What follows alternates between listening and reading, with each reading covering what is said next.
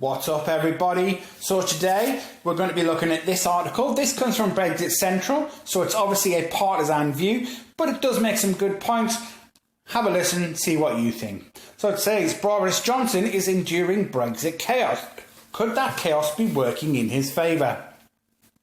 It says, Boris Johnson has easily had the most turbulent few weeks as Prime Minister in recent history, quickly losing his majority, being compelled by Parliament to potentially surrender to the European Union, and even found to have acted unlawfully by a Scottish court. Since taking the helm in June, he has faced obstacle after obstacle from a Remain-dominated Parliament that knew he was serious about leaving the European Union on the 31st of October, with or without deal. And to be fair, at least he's being consistent in that. That's all I can say in regards to that. He's still pushing that point, and we really have to hope.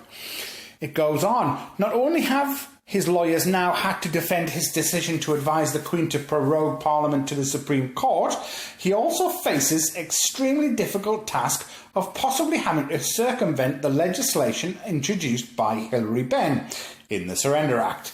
Now, with no majority in Parliament and insufficient MPs willing to vote for a general election before no deal has been ruled out, the Prime Minister has been backed into a corner. Remainers believe that there is now no way for him to avoid requesting another extension unless he is willing to break the law. But Boris Johnson was Boris Johnson planning this all along? Well, you might have heard the phrase 4D chess, and that's about thinking on a different level to your opponent. I don't think anybody would say Boris Johnson was stupid. So what is the plan? Is he playing 4D chess? Does he know something we don't? Well, having a look at this, it goes on. If Boris Johnson wanted to avoid interference with a no-deal Brexit altogether, he'd have pushed through the prorogation to the limit, shutting down Parliament for even longer in order to guarantee our timely exit.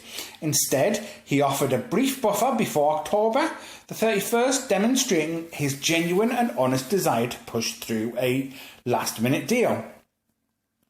The Prime Minister must have known that in the days Parliament sat before prorogation and within the 2 weeks following prorogation, Remain-focused MPs would do everything in their power to rush through legislation that would tie his hands. And they did exactly that. Remainers took to our television screens, gnashed their teeth and growled at the public over Johnson's increasing support in the polls. They made it absolutely clear that this was now war and that they would do everything in their power to hamper the Prime Minister. So, could it be that he knew this would happen? Even in the rejection of an election, our Remain Parliament was shown up for its hypocrisy after labelling the prorogation of Parliament a coup while denying the voters the opportunity to go to the polls. So it goes on. While the Prime Minister is in no enviable position, he appears to have played his cards right so far. Not only has he established himself as a solid Brexiteer, but he's also positioned all the other political parties in Westminster as firmly on the side of Remain. No longer are the politicians talking about moderate deal. Labour, the SNP and the Liberal Democrats are now explicitly in favour of Remain, and the Tories are the only major established force advocating for Brexit. Again, this bodes well for Boris Johnson if a snap election takes place soon. At first glance, the passing of the bill was a disaster for Boris Johnson, but I think the absence of any strong and concerted pushback from allies in the Lords is suspect. Is this part of a larger game plan? Even the loss of 21 of Tory MPs could be seen as advantageous, particularly if the government believe they still have the opportunity of delivering Brexit in October and calling a general election.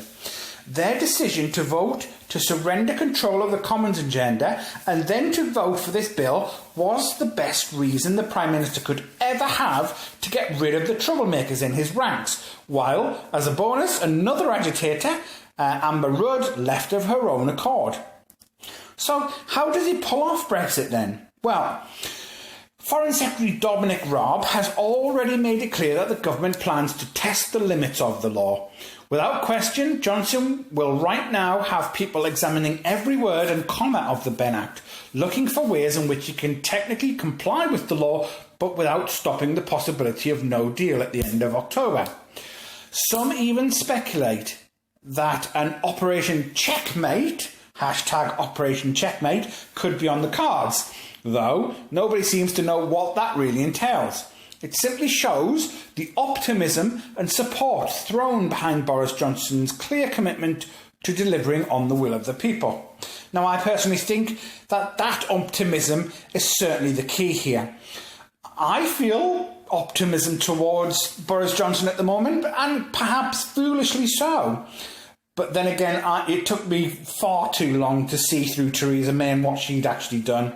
So there you go. I may not be the best judge of this, but I'm just telling you that optimism is the key. I hope some of you are feeling that as well. So it goes on. Whether the law will be interpreted in different ways or an entirely new scheme is being developed to circumvent the law, we are yet to see. And in the meantime, Boris Johnson tours the country making promises to forgotten parts of the population that could help bring back working class voters to his Tory party. The last couple of paragraphs that we talked about Nigel Farage here. The bold move to snub a non-aggression pact with Nigel Farage was no doubt Cummings' doings. While some have suggested Johnson is shooting himself in the foot, the reality is that Farage has now been put in an impossibly difficult position by the government.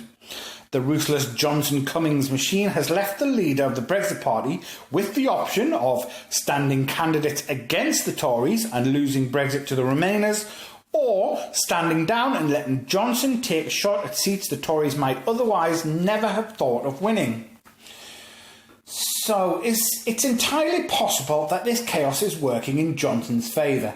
Then again, many of us thought Theresa May had something up her sleeve each time she decided to bring back the withdrawal agreement for a meaningful vote.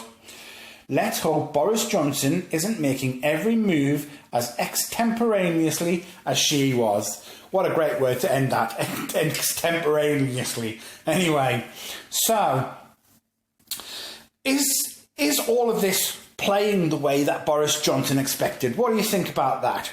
Do you have that optimism, or do you believe that the facts are in? Do you believe he's been outmanoeuvred and he's been backed into a corner with no way out? And could this be one of the shortest ever PM ships, Prime Minister ships, in history? I don't know either way, but this is quite an interesting article. Let me know what you think. Comment below.